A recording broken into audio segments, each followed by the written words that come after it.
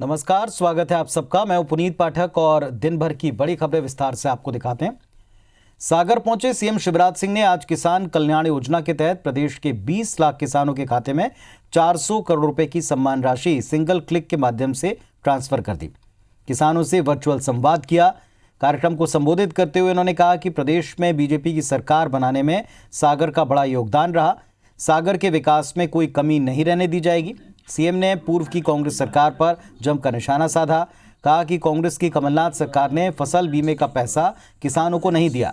CM Shivraj ने जनता के लिए चलाई जा रही अपनी सरकार की योजनाओं का बखान भी किया। उन्होंने कहा कि सागर समेत पूरे बुंदेलखंड के विकास में कोई कसर नहीं छोड़ेंगे। सभा के बाद मुख्यमंत्री ने गोपालगंज में संजय बाल्मीकि के घर भोजन किया और इसके बाद सिरोजा में सांची दुग्ध संघ के आधुनिक संयंत्र का लोकार्पण किया। इसके पहले सीएम ने सागर नगर निगम और मकरोनिया नगर पालिका के 5 साल के रोडमैप की समीक्षा की। साथ ही जरूरी प्रपोजल को मंजूर दी। सीएम शिवराज सिंह के साथ मंत्री भूपेंद्र सिंह, गोविंद सिंह राजपूत, गोपाल भार्गव समेत जिले के सभी बीजेपी विधायक मौजूद रहे।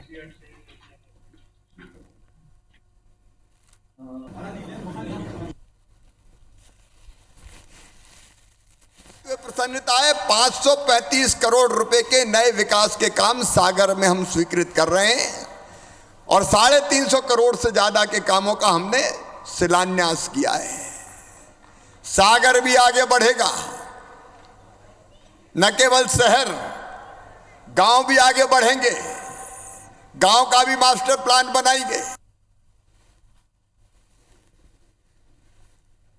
उधर देवास दौरे पर पहुंचे प्रदेश बीजेपी अध्यक्ष वी डी शर्मा ने किसान आंदोलन के दौरान दिल्ली में बवाल को लेकर कांग्रेस पर निशाना साधा।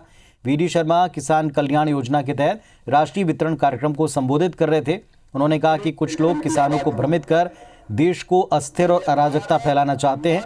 उन्होंने कहा कि राहुल गांधी की भूमिका, इसकी जांच होनी चाहिए। वी डी शर्मा ने शशि थरूर पर झूठ बोलने का आरोप लगाया। इसके अलावा वी डी शर्मा ने आगामी नगरीय निकाय चुनाव को लेकर बीजेपी कार्यकर्ताओं में जोश फूंकने का काम किया।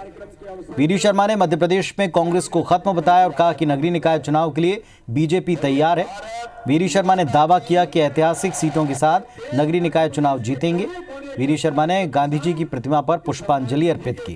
राहुल गांधी अगर खजूर की पत्ती कैसे होती है, अगर इसको इस कार्य जिन्होंने केंद्रीय मंत्री रहे, आप जिम्मेदार लोग हैं, आप सांसद हैं। आपने झूठ बोला देश की जनता के सामने, किसानों के सामने, और आपने ये कहा कि उसके किसान की हत्या हो गई है और गोली, पुलिस की गोली में उसको मार दिया गया है। आप देश के अंदर भ्रम फैला रहे थे, झूठ बोल रहे थे। ये कांग्रेस का चरित्र है। कांग्रेस जिंदगी भर तो उसी खून से बनकर के आई है। नरसिंहपुर कृषि उपज मंडी में किसान सम्मान निधि राशि वितरण कार्यक्रम में पहुंचे केंद्रीय इस्पात राज्य मंत्री फग्गन सिंह कुलस्ते ने मंच से कृषि कानून को किसान हितैषी बताया। कहा कि तीनों कृषि कानून किसानों को आजादी देने वाले कानून हैं। किसान अपनी फसल पूरे हिंदुस्तान में कहीं भी बेच पाएगा। केंद्र सरकार किसानों से बात करने के लिए हमेशा तैयार है। यदि किसान न्यायोचित सुझाव देंगे तो सरकार उन पर अमल करेगी। 1 फरवरी को संसद में पेश होने वाले बजट पर कुलस्ते ने कहा, कोरोना काल के बाद की परिस्थितियों को देखते हुए इस बजट को देश के सामने पेश किया जाएगा और आने वाला समय अच्छा होगा। कुछ नई योजनाएं, कुछ पुरानी योजनाओं को विस्तार मिलेगा।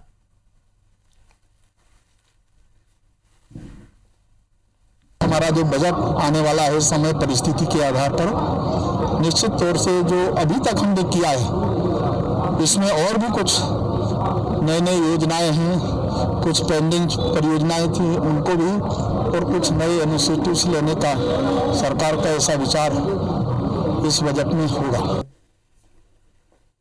मध्य प्रदेश में एक बार फिर नई आबकारी नीति बनाने का काम बड़ी तेजी से जारी है। नई शराब नीति में अब शराब की ऑनलाइन बिक्री का प्रस्ताव है और इस पर विपक्ष ने तंज कसते हुए कहा है कि भाजपा सरकार के शासन में राशन मिले न मिले, घर घर शराब जरूर मिले। देखिए एक रिपोर्ट।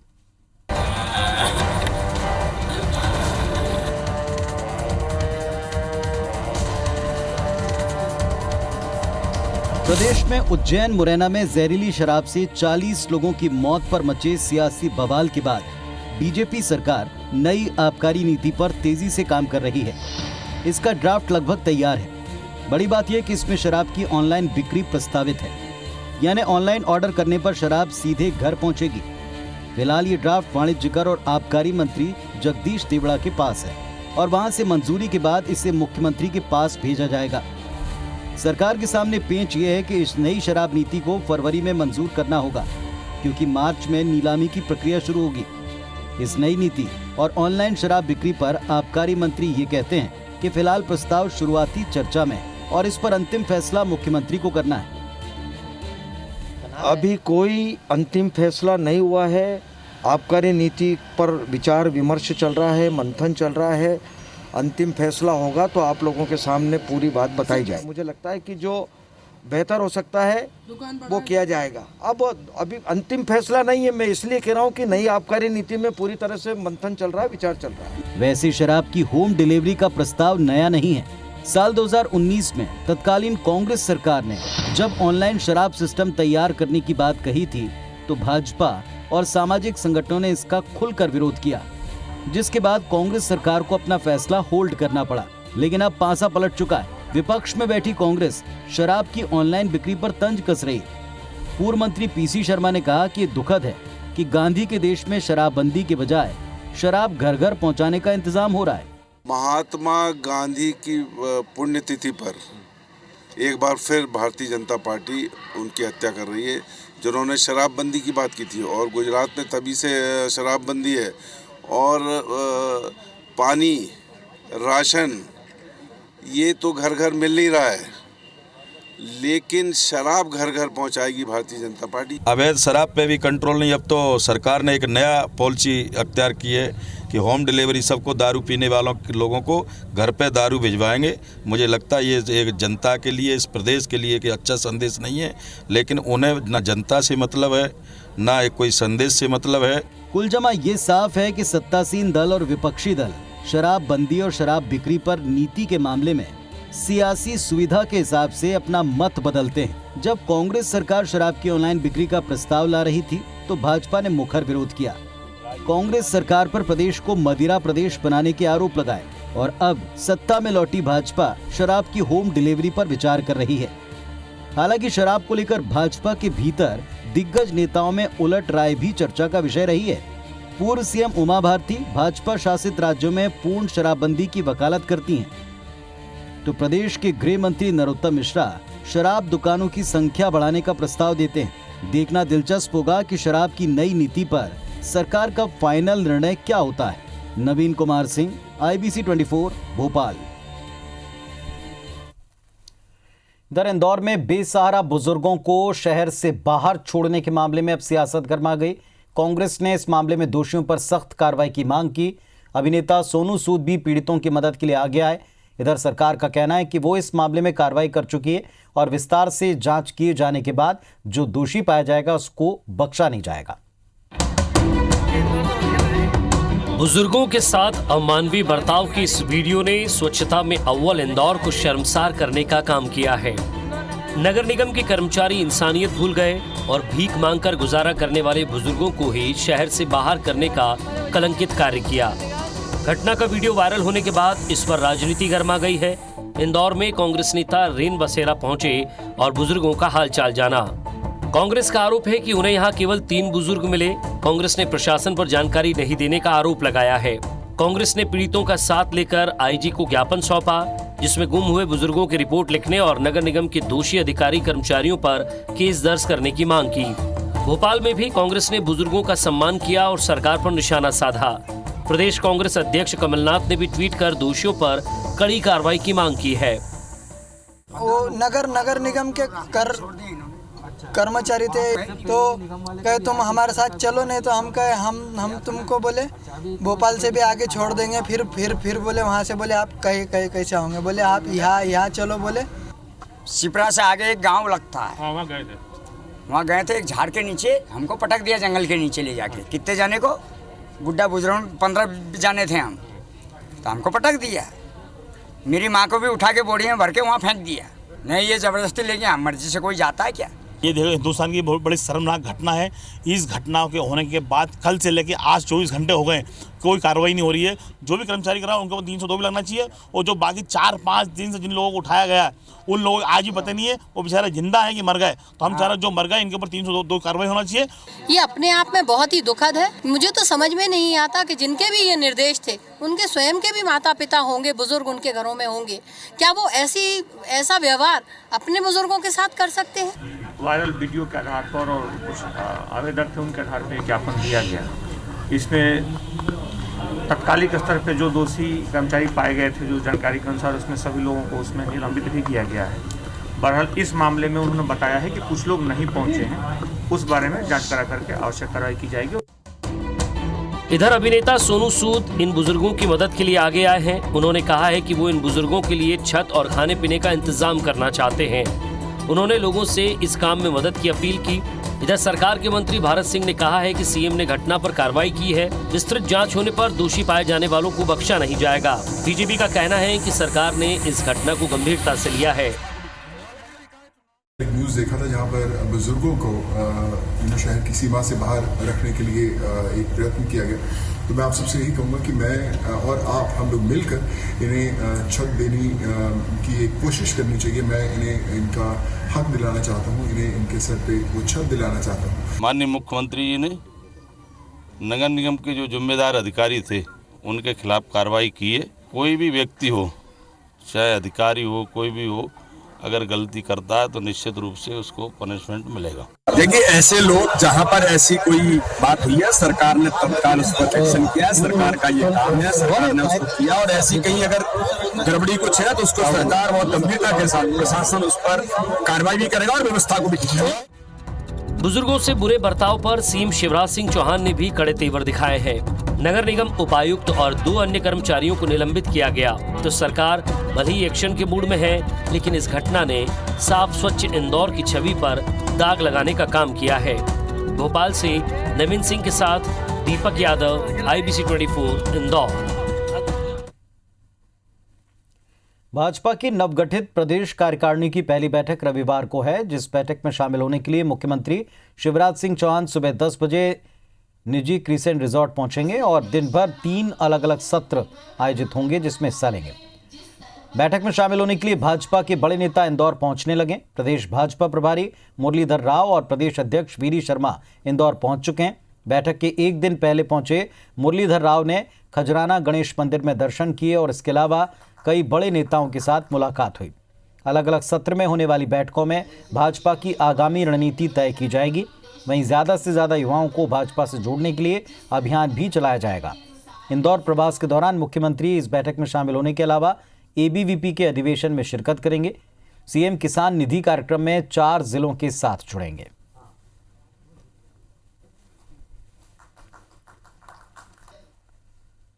महात्मा गांधी की पुण्यतिथि पर भोपाल में कांग्रेस विधायक आरिफ मसूद समेत सैकड़ों कार्यकर्ता मिंटो हॉल स्थित गांधी प्रतिमा के नीचे उपवास पर बैठे और ग्वालियर में गांधी के हत्यारे नाथूराम गोडसे पर आधारित लाइब्रेरी शुरू करने का विरोध किया।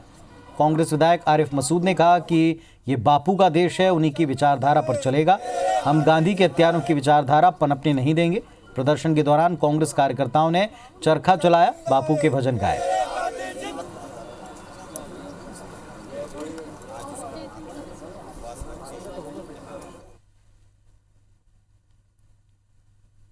रायसेन जिले के बरेली में किसान मजदूर संघ के बैनर तले किसानों ने ट्रैक्टर रैली निकाली। तकरीबन 3 किलोमीटर तक निकाली गई इस रैली में सैकड़ों की संख्या में किसान शामिल हुए।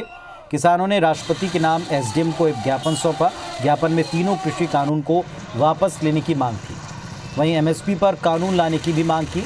इसके अलावा स्वामीनाथन कमेटी की रिपोर्ट के मुताबिक किसानों को लाभ दिया जाए, इस बात की मांग रखी। किसानों के हित में सही कानून सरकार लागू करे। ट्रैक्टर रैली में हल जो था आकर्षण का केंद्र बना रहा।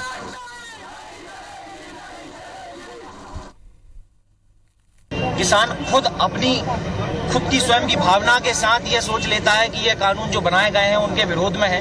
पूरे किसानों के नेतृत्व में इकट्ठा होकर के हजारों की तादाद में ट्रैक्टर इकट्ठे होते हैं और किसान स्वयं ही यह मानते हैं कि ये कानून विरोध में है।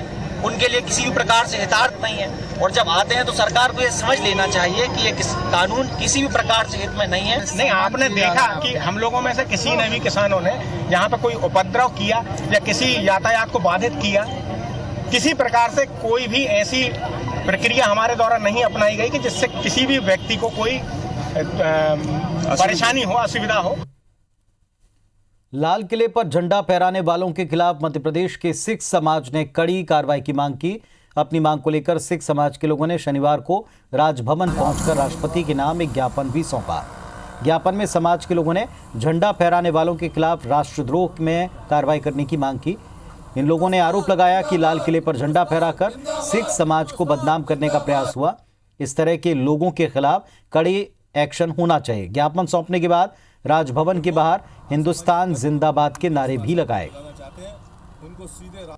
आज हम लोग बहुत ज़्यादा कुपित हैं इस बात के लिए कि राष्ट्रवादी तत्व कुछ लोग चढ़कर लाल किले पर झंडा फहरा रहे हैं कि ऐसे लोगों के खिलाफ तत्काल कार्रवाई, देशद्रोह की कार्रवाई करें, कठोर कार्रवाई करें कि दोबारा कोई ऐसी हरकत करने की हिम्मत ना करे। पूरा सिख समाज राष्ट्र के साथ है।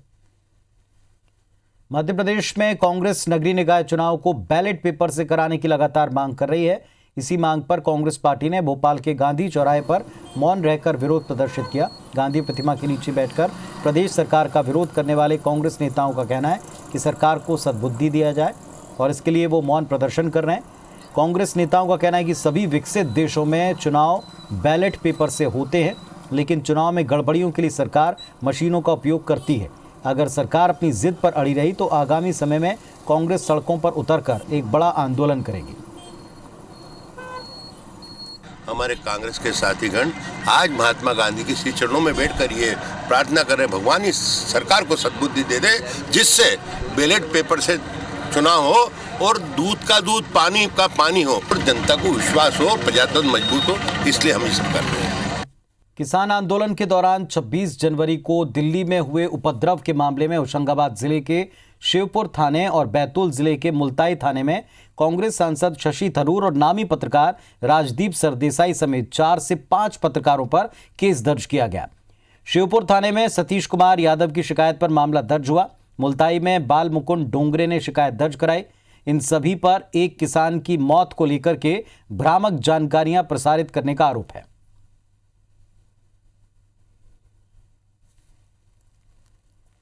शशि थरूर जी जो केंद्रीय मंत्री रहे हैं, राजदीप देसाई जो वरिष्ठ पत्रकार है, लोगों द्वारा यह फैलाया गया कि पुलिस की फायरिंग में एक किसान की मौत हो गई, जिसके कारण भीड़ उग्र होकर लाल किले पर जवानों को लाठी डंडों से मारा और वहां पे अपना ध्वज फहराया। इसकी जांच होना चाहिए। दिल्ली में हुए घटनाक्रम को लेके इसमें शशि थरूर, राजदीप सरदेसाई सहित 7 लोग और अन्य के द्वारा सोशल मीडिया पर भ्रामक और गलत जानकारी बोलने, पोस्ट करने या ट्वीट से संबंधित है के द्वारा एक शिकायत आवेदन दिया गया था, तो जिस पर से शिकायत आवेदन के अवलोकन पर शशि थरूर जी, ये सरदेसाई जी और अन्य 5 लोगों के विरुद्ध मामला दर्ज करके विवेचना में लिया गया है।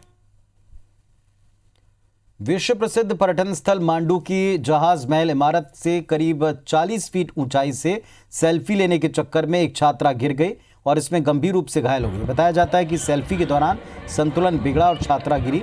घटना की जानकारी मिलते ही पर्यटन विभाग के कर्मचारी उसे धार के एक निजी चिकित्सालय में लेकर गए, जहां उसका प्राथमिक उपचार कर उसे इंदौर रेफर किया। चिकित्सकों ने बताया कि छात्रा के दोनों पैरों और जबड़े में गंभीर चोटें आई हैं। बेहतर उपचार के लिए उसे इंदौर रेफर किया है। खंडवा जिले के कोदड़ गांव की रहने वाली 11वीं की छात्रा महिमा पटेल अपने स्कूली दल के साथ मांडू घूमने पहुंची थी।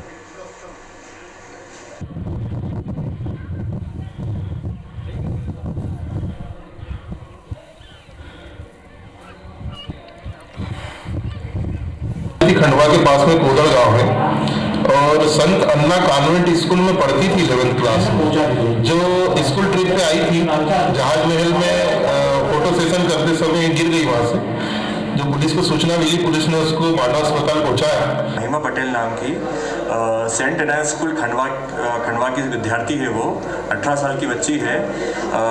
जहाज महल पे फोटो खींचते समय गिर गई है वो, ऐसा बताया जा रहा है साथ वालों के द्वारा।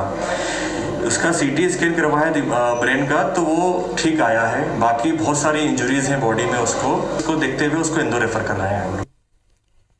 जबलपुर में हाथी समेत जंगली जानवरों के शिकार की घटनाओं के 2 महीने बाद वन विभाग नींद से जागा। अब जबलपुर वन मंडल में एक अभियान शुरू किया जा रहा है, जिसमें जंगल में बिछाए गए बिजली के तारों को ढूंढा जाएगा। तार बिछाने वालों को ढूंढकर उन पर कानूनी एक्शन होगा। बीते 27 नवंबर को जबलपुर में मुहास गांव के पास जंगल में बिछे तारों के करंट लगने से एक हाथी की मृत्यु हो गई थी।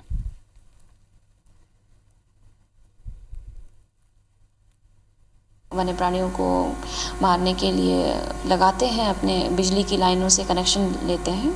तो इसकी भी सामूहिक रूप से बीट लेवल पे वन रक्षक और फिर सर्कल लेवल पे जो सर्कल प्रभारी हैं उनके साथ जितने वन रक्षक होते हैं वो उसकी नियमित रूप से गश्ती में चेकिंग कर रहे हैं। तो जानवरों को बचाने के लिए कैंपेन चलाया जाएगा। इसके साथ साथ तार बिछाने वालों को ढूंढकर उनको सजा दी जाएगी। जबलपुर में पिछले दिनों जिस हाथी की मौत हुई थी, इसके बाद कई वन्य प्राणियों के जो काम करने वाले संगठन है, उन्होंने इसके खिलाफ आवाज़ बुलंद की और अब नींद से प्रशासन जागा है। जानवरों को बचाने के लिए कैंपेन बाकायदा चलाया जाएगा। 7 फरवरी को जो निर्धारित किया गया। इंदौर जिले के पितृ पर्वत स्थित कुष्ठ आश्रम सामाजिक बहिष्कार और स्वजन की उपेक्षा के शिकार लोगों का एक बड़ा सहारा बना हुआ है। उद्यानिकी और नर्मदा घाटी विकास मंत्री भारत सिंह कुशवाहा शनिवार को कुष्ठ आश्रम पहुंचे, बुजुर्गों को फल और जरूरत का सामान दिया। मंत्री कुशवाहा ने कहा कि समाज में अभी भी कुष्ठ रोगियों के प्रति लोगों की दृष्टि उतनी बेहतर नहीं हुई, इसीलिए सरकार मूलभूत सुविधाएं प्रदान कर रही है। आवास की व्यवस्था पर ध्यान दिया है। मंत्री ने कहा कि किसानों के हित में सरकार जल्दी ही कोल्ड स्टोरेज और भंडारण क्षमता बढ़ाएगी ताकि किसान आत्मनिर्भर बन सकें। शहर में चलने वाले भाजपा पदाधिकारियों की बैठक को उन्होंने सामान्य बैठक बताया। मुझे भी ये बोला गया था कि कुष्ठ रोगियों के बीच में ट्रस्ट द्वारा फल वितरण का कार्यक्रम रखा गया है। निश्चित रूप से स्थानीय स्तर पर इनको आवास की भी व्यवस्था की गई है और ये सरकार दीन दुखियों की सेवा के लिए और निश्चित रूप से इनके लिए और भी जो भी कदम उठाए जाएंगे सरकार उठाने के लिए तत्पर है। इंदौर में कांग्रेसियों ने महात्मा गांधी की पुण्यतिथि पर रीगल चौराहा स्थित गांधी प्रतिमा पर माल्यार्पण कर गांधी जी को याद किया। इस दौरान इंदौर में नगर निगम के कर्मचारी द्वारा बूढ़े भिखारियों को एक डंपर में भरकर शहर के बाहर छोड़े जाने की घटना पर आक्रोश जताया। वहीं किसान आंदोलन के समर्थन में बप्पा के चरणों में श्रद्धा सुमन अर्पित किए। इतना ही नहीं, सेवा दल के पदाधिकारियों ने किसानों के समर्थन में हरी पट्टी बांधकर माल्यार्पण करने वो पहुंचे। कांग्रेसियों ने भजन कीर्तन के साथ सद्भावना सभा का भी आयोजन किया।